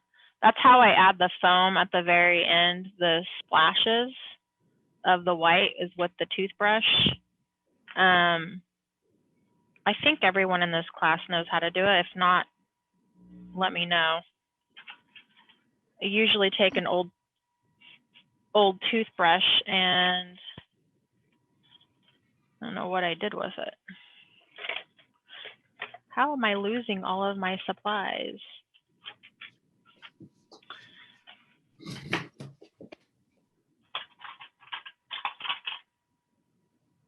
I might have to go and steal the boys' toothbrush.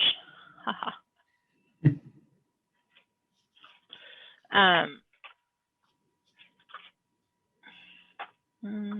Don't tell them. And so then when they brush their teeth and it turns green, you I can know, just, right? Yes.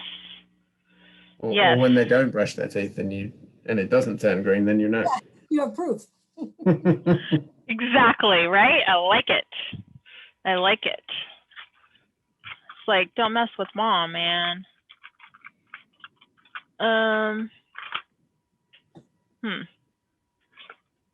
It's odd. Let me go run and grab it, because that really changes the finished piece of the painting with the toothbrush and then the alcohol. I saved it in the in my little container. So hold on, I'll be right back. Let me go. Ooh, yeah, I like that, Natalia. I think it's beautiful. Oof. Yeah, I see the drips underneath in the wave. Mm-hmm. Yep. I think it looks great. Even down in the foam piece. So that's where you can break up some of those lines in the foam. Just so they're not completely all connected. I'm gonna go run and grab a toothbrush real quick. And let's see if it will.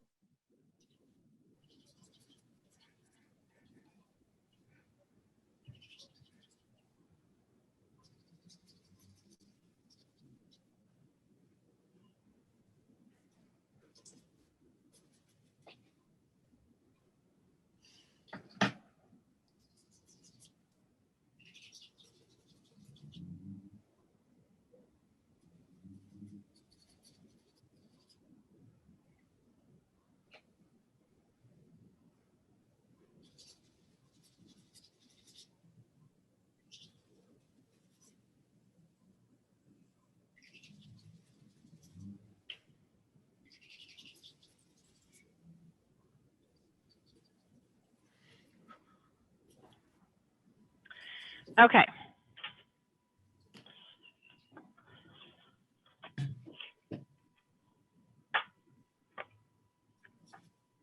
Let me get this figured out here. I just need a little bit of this alcohol. Okay. And then the best is if you have a really soft white pastel. The softer, the better. So I'm just dipping my toothbrush into my alcohol. And then I take my white pastel and I'm just gonna sit here and brush it back and forth. And I'm just loading the toothbrush. And the toothbrush works the best because I'll show you kind of, but you know it's loaded. Get some more alcohol. It'll start kind of spitting all over your finger. But it's got pastel loaded on it. And then what I do is I come over here and I'm looking at the spray. I cover this piece with my hand and then I take it vertically and I just spray.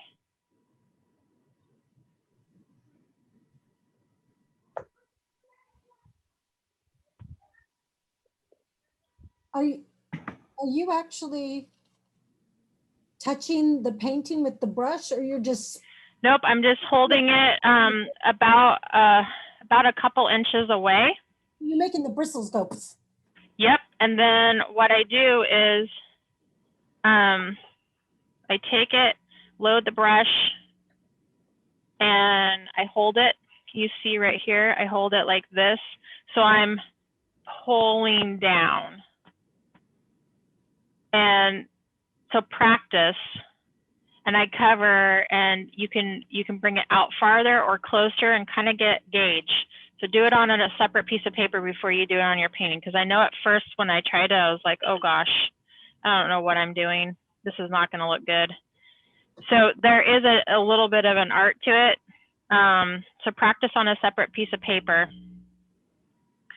And then you just kind of, like if I really want an intense piece right onto the wave, then I'm going to get closer. And then if I want it up a little bit more,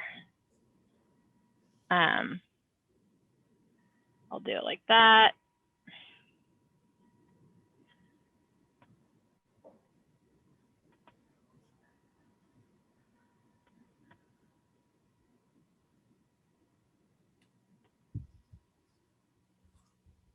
And then once it dries, you can come back in and you can add different things if you want, like different pastel,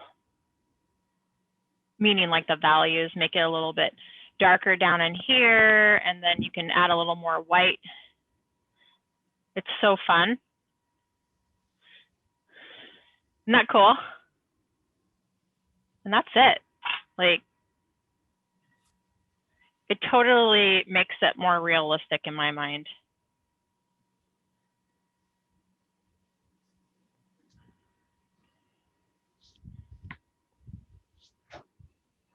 It does make it a little bit messy. I got it all over, but it's okay. And you know, I just thought, I have not tried it with different color, like a different, like a blue or even like a purple added in there. I mean, you could do that, depending on what kind of day or, Marie, you can know. you send me a complete picture, please? The what? Okay, you're still on it. At it. I thought you completed. Yes. I just wanted to see the waves ones. Sorry, the foam ones. How The you foam, use. yeah. Let me take a picture of it here. And then, The whole picture. I mean, this.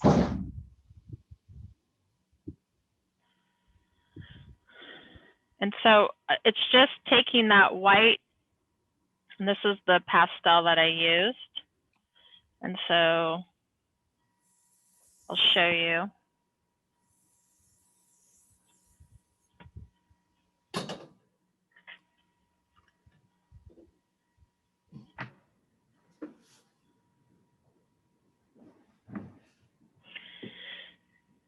So it's a soft pastel, and then with the alcohol, and I just got it wet, and then I just sat here, and you're just like brushing it like a tooth almost.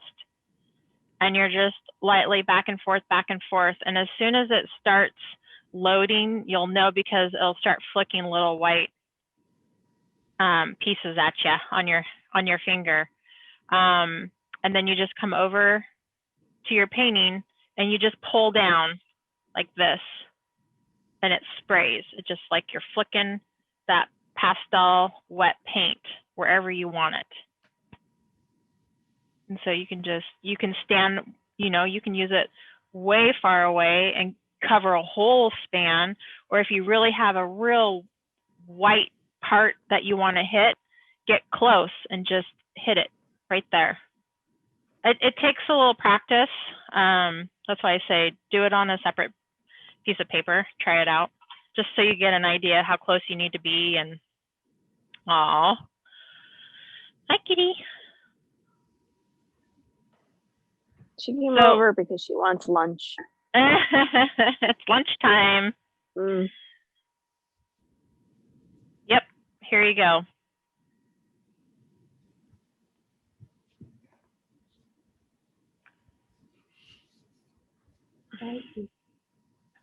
Of course, and go ahead and if you want to keep working on this, just keep sending over pictures. I don't mind helping you.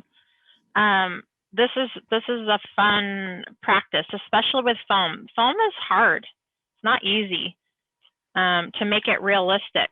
And so I found in my practice, and then what I was taught was to fill it in with thick bands of foam and then take out the negative spaces. It seemed to work better than drawing every individual strand.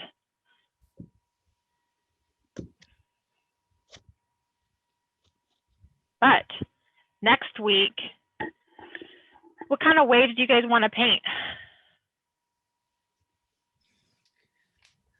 What are you guys interested in? What about waves crashing over rocks? You want waves on the rocks? If that's not too hard. I haven't done rocks either, so. Yeah, it might be.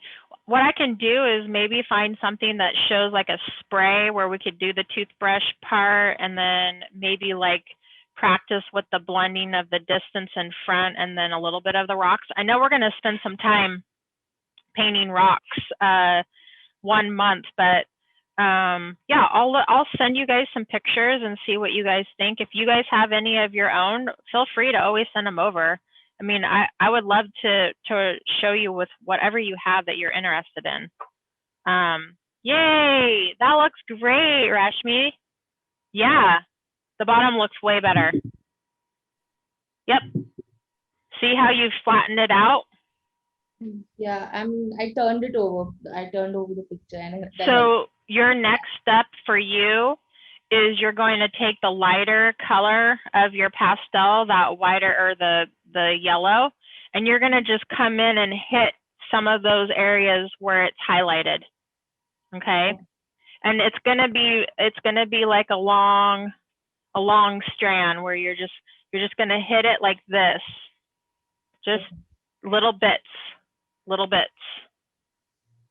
Yeah. Oh my, wow, you guys. This looks great. Beautiful. I love it. So, Will, the only thing I would say is darken this line in here, these foam. Mm-hmm. It's, at least it looks too close in value with your white, if I would critique anything. But I see. Yeah. Okay. I would maybe just darken it a little bit more. Just from here, it looks too close, but man, great job on the foam. Really, really great, you guys. Wow. Thanks very much. I have to run. But yep, I do too. So. Cheers. All right. Thanks, Marie. That was brilliant. Good job, you guys. I'm so proud of you. Waves are tough. Excellent. All right, well, we'll see you next Sunday. I'll look for something fun if you guys come across any pictures that you see like splashing water and rocks and you're interested, send it through and we'll see what we like to do. Okay. Bye everyone. Bye, Have a good everyone. week. Bye Jessica. Bye everyone. Bye. Thank you.